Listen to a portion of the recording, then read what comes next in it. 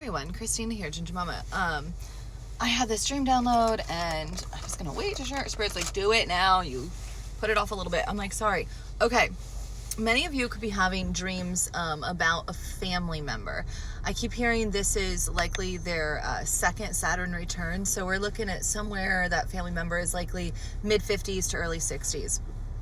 And in this dream download, it was in a basement. Basements represent the subconscious, right? Our subconscious thoughts.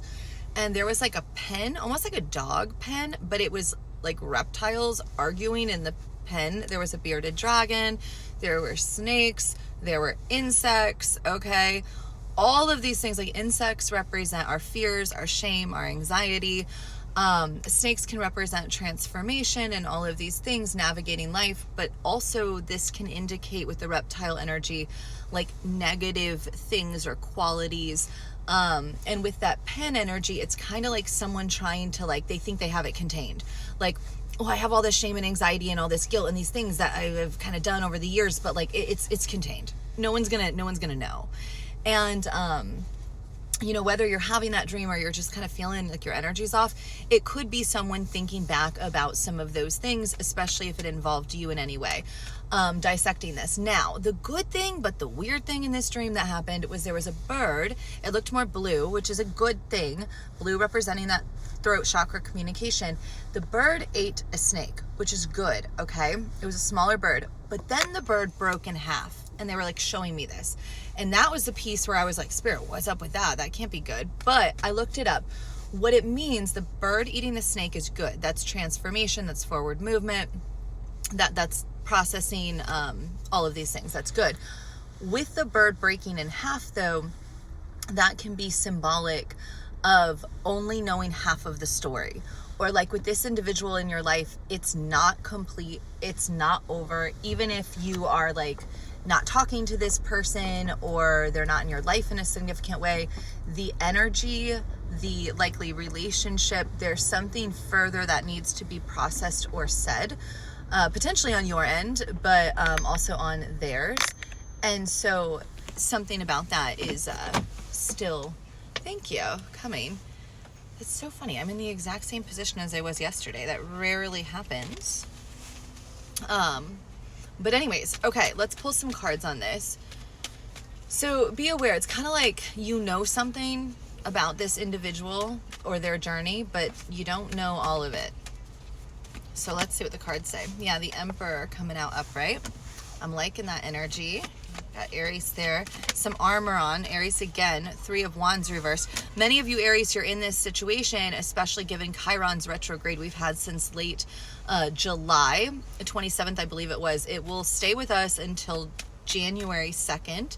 So Chiron is really trying to clear the way for all of us, but especially those cardinal placements and Aries, to determine who stays, who goes, clear out cycles that are no longer healthy, and to make amends with cycles that are.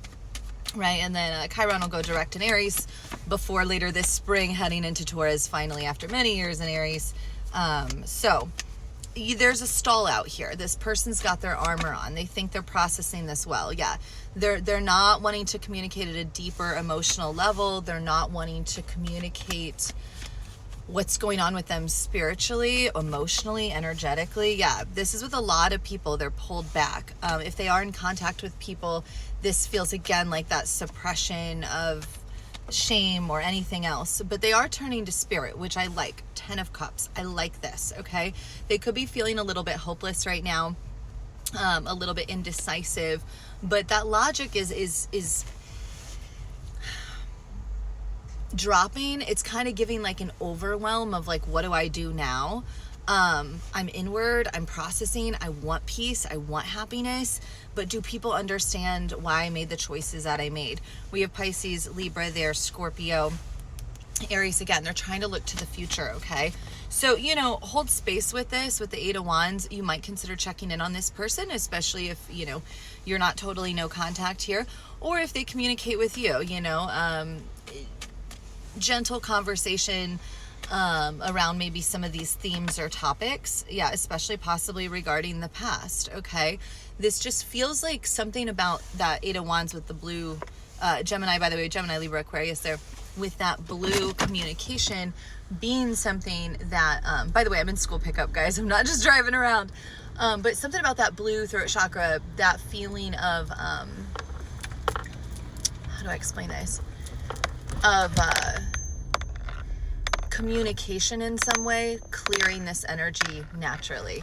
Thank you. And so that's going to be very, very prevalent for this person or for you. So I wouldn't go throw in any dark shade here. Judgment's upright, but that King of Wands is reversed. There could be some frustration, resentment for sure is what I'm picking up on. Yes, there could be anger as well underneath some of this, but it feels more like resentment or feeling misunderstood, feeling like people don't understand why they made the choices that they made. And sometimes that's our biggest block, right? We want to be understood. And when we feel like people are just not understanding, then we're either over explaining or we're totally shutting down. So be mindful with this situation that, you know, you're not navigating one or the other too far either way. So I love you. Link in bio if you want a personal reading. I'll see you next time.